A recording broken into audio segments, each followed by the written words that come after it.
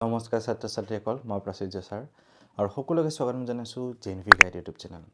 তো আজি এই ভিডিঅ'টো বিশেষকৈ যিসকল ষ্টুডেণ্টে 2025ত নৱোদয় বাছনি পৰীক্ষা দিব বা নৱোদয়ৰ কাৰণে প্ৰস্তুতি কৰিব বুলি ভাবি আছা তোমালোকে, তো সেই ষ্টুডেণ্টসকলৰ কাৰণে আৰু চেনেলটো নতুনকৈ যদি আহিছে ছাবস্ক্ৰাইব কৰিবা। তো নৱোদয় বাছনি পৰীক্ষাৰ বিষয়ে বহুতখিনি ভিডিঅ' আগন্তুক দিনলৈ তোমালোকৰ কাৰণে আহি আছে। এটা বহুত ভাল খবৰ আছে, যোৱা দেওবাৰে অৰ্থাৎ 31 মাৰ্চত আমাৰ নৱোদয় বাছনি পৰীক্ষা 2024ৰ ৰিজাল্ট দিলে আৰু সেই ৰিজাল্টটোত আমাৰ কোচিং চেণ্টাৰৰ ফালৰ পৰা 73জন ষ্টুডেণ্টে ছিট পাব সক্ষম হ'ল 2024ৰ। ক'ব গ'লে 73জন ষ্টুডেণ্টে ছিট পাইছে অসমৰ বেলেগ বেলেগ নৱোদয়ত আৰু এটা বহুত গৌৰৱৰ কথা। আমাৰ কোচিং চেণ্টাৰৰ আমি সকলোৱে বহুত গৌৰৱ কৰিছোঁ। আমাৰ ষ্টুডেণ্টসকলে ইমান ছাকচেছ পাইছে, বেলেগ বেলেগ জেএনভিত এতিয়া ছিট পাব সক্ষম হৈছে, নিজৰ সপোনটো পূৰণ কৰিব চেষ্টা কৰিছে।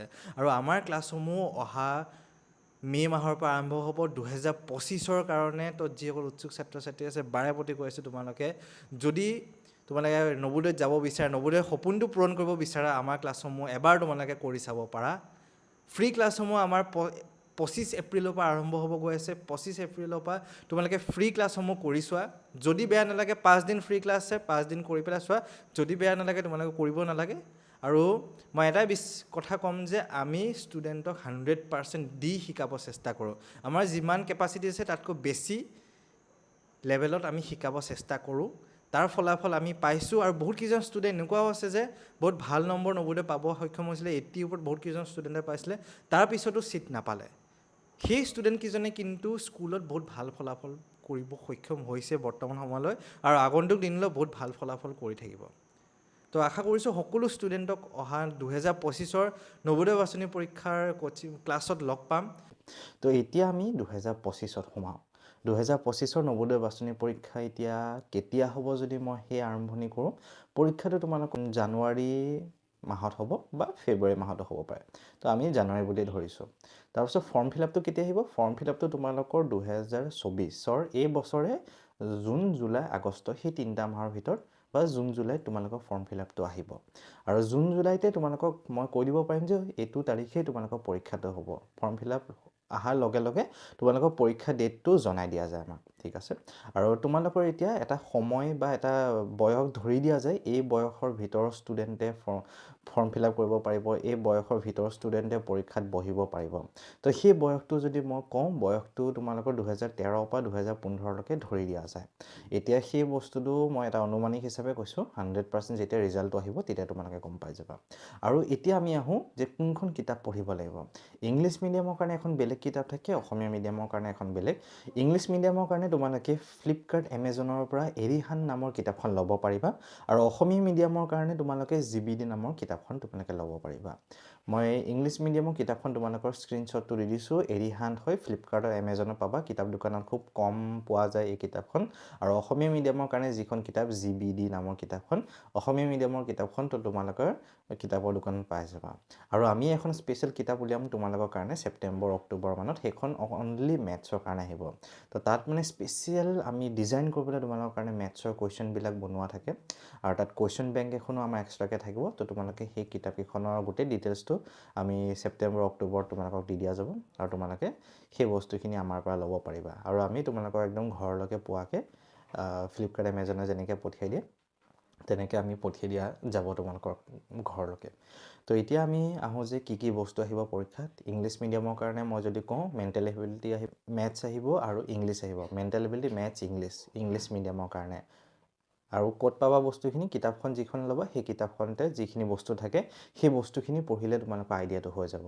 তাৰপিছত এতিয়া মই অসমীয়া মিডিয়ামত যদি আহোঁ, অসমীয়া মিডিয়ামত তোমালোকৰ অংক থাকিব, মানসিক দক্ষতা থাকিব আৰু অসমীয়া থাকিব। অংক, মানসিক দক্ষতা, অসমীয়া, সেই 3টা বস্তু অসমীয়া মিডিয়ামত থাকিব।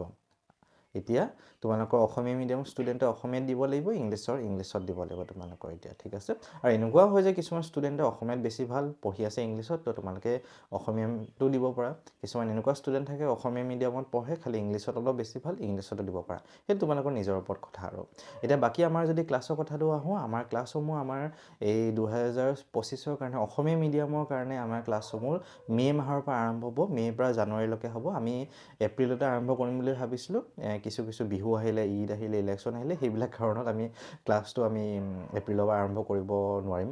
কাৰণে 2025ৰ ক্লাছসমূহ আমাৰ এই মে' মাহৰ পৰা আৰম্ভ হ'ব আৰু আমি ফ্ৰী ক্লাছ দিম অসমীয়া মিডিয়াম ষ্টুডেণ্টৰ কাৰণে ফ্ৰী ক্লাছ আমাৰ দিয়া যাব ফ্ৰী ক্লাছ আমাৰ 5 দিন ফ্ৰী ক্লাছ দিয়া যাব এপ্ৰিলৰ 25 তাৰিখৰ পৰা আমাৰ ফ্ৰী ক্লাছ দিয়া যাব তো যিসকল উৎসুক ছাত্ৰ ছাত্ৰী তোমালোকে আছা তো তোমালোকে মোৰ লগত যোগাযোগ কৰিব পাৰা মোক হোৱাটছআপত মেছেজ দিবা বা মোক ফোন কৰিবও পাৰা তোমালোকে যে আমি ফ্ৰী ক্লাছটো কৰিব বিচাৰোঁ ফ্ৰী ক্লাছটো এনেকুৱাকৈ দিয়া যায় যে তোমালোকে বা আপোনালোকে যদি কোনোবা অভিভাৱকলে চাই আছে আপোনালোকে মানে এনেকুৱাকৈ আমাৰ ক্লাছসমূহ কি ধৰণে হয় কেনেকুৱাকৈ হয় কি ধৰণে হয় সেই গোটেই আইডিয়াটো আপোনালোকে গম পাই যাব ফ্ৰী ক্লাছসমূহৰ পৰা আৰু ফ্ৰী ক্লাছসমূহ আমাৰ আবেলি বা ৰাতি 7:30 এনেকুৱামান বজাত হ'ব আপোনাৰ তো আৰু 25 তাৰিখৰ পৰা আমাৰ অসমীয়া মিডিয়ামৰ কাৰণে ফ্ৰী ক্লাছ হ'ব আৰু ইংলিছ মিডিয়ামৰ যদি কথা কওঁ ইংলিছ মিডিয়ামৰ আমাৰ ক্লাছসমূহ এই জুলাইৰ পৰা হ'ব 2025ৰ ক্লাছসমূহ আমাৰ জুলাইৰ পৰা ইংলিছ মিডিয়ামৰ ক্লাছসমূহ হ'ব আৰু ইংলিছ মিডিয়ামৰ ক্লাছসমূহ আমি ফ্ৰী ক্লাছ দিয়া যাব জুলাইতে আমি ইংলিছ মিডিয়ামৰ কাৰণে ফ্ৰী ক্লাছ দিয়া যাব 5 দিন তো আমি তো যিসকল উৎসুক ছাত্ৰ ছাত্ৰী আছে আমাৰ ক্লাছসমূহ যোগদান কৰিব হ'লে মোক হোৱাটছআপত মেছেজ এটা দি দিব পাৰে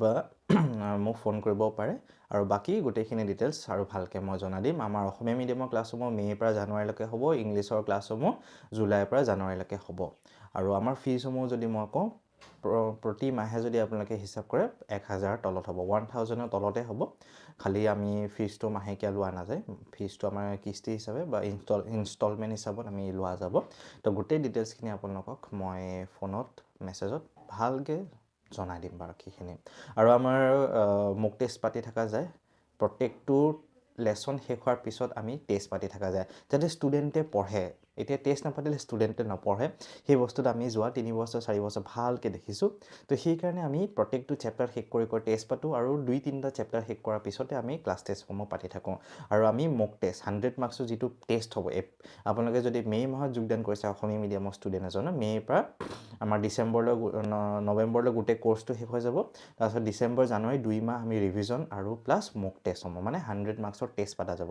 আমি 40টামান 100 মাৰ্কছৰ টেষ্ট পাতিম এতিয়া কি হয় টেষ্টসমূহ দিলেহে ষ্টুডেণ্টে কুৱেশ্যনটো গম পায় যে এনেকুৱা ধৰণৰ প্ৰশ্ন আহিব বা এনেকুৱা ধৰণৰ বস্তুখিনি হ'ব আৰু টেষ্ট যিমানকৈ পতা যায় ষ্টুডেণ্টে সিমানে পঢ়া দেখা যায় আমাৰ তো সেইকাৰণে আমি লক্ষ্যটো হ'ল যে ষ্টুডেণ্টজনে ছিটটো পাই নৱোদয়ত যাব পাৰে নিজৰ সপোনটো পূৰা কৰিব পাৰে আৰু সেই সপোনটো পূৰা কৰিব হ'লে আমি ষ্টুডেণ্টক আৰু সহায় কৰোঁ আমি সেই সপোনটো পূৰা কৰাত সহায় কৰোঁ আমি এটা ভাল কোৱালিটি এডুকেশ্যন দি পেলাই আৰু লগতে বস্তুবিলাক একদম পৰীক্ষাত যিদৰে আহে সেই তেনেকুৱা প্ৰকাৰত আমি বস্তুবিলাক শিকাওঁ বা আমি কৰাব চেষ্টা কৰোঁ আমাৰ ক্লাছত আৰু অভিভাৱকসকলে আপোনালোকে গম পাই থাকিব যে ক্লাছত কেনেকৈ পঢ়াইছে কি পঢ়াইছে গোটেইখিনি বস্তু আপোনালোকে গম পাই থাকিব আমাৰ ক্লাছত আৰু বাকী ইংলিছ মিডিয়ামৰ কাৰণে অসমীয়া মিডিয়ামৰ কাৰণে দুটা মিডিয়ামৰ কাৰণে বেলেগকৈ আমাৰ ক্লাছসমূহ হয় ইংলিছ মিডিয়ামৰ ক্লাছসমূহ আমাৰ অহা জুলাইৰ পৰা জানুৱাৰীলৈকে হ'ব তো ইংলিছ মিডিয়ামৰ টোটেলি আমাৰ বস্তুখিনি ইংলিছত পঢ়োৱা যায় মানে আমি মিডিয়ামটো ইংলিছ থাকে কথা কওঁতে আমি বাৰু অসমীয়া আৰু মাজে মাজে ইংলিছো আমি মিক্স কৰি পেলাই কোৱা যায় তো গোটেইখিনি ডিটেইলছ আপোনালোকে হোৱাটছএপত পাই যাব বা মোক ফোন কৰিলেও আপোনালোকে গোটেইখিনি বস্তু গম পাই যাব তো এইখিনি আছিলে মোৰ ফালৰ পৰা আশা কৰিছোঁ সকলো ষ্টুডেণ্টে যাতে নিজৰ সপোনটো পূৰা হয় নৱোদয়ত যাতে ছিটটো পায় আৰু আগন্তুক দিনলৈ মোৰ চেনেলটো চাই থাকে তো ছাবস্ক্ৰাইব কৰিলে বিৰাট ভাল হয় তো ধন্যবাদ সকলোকে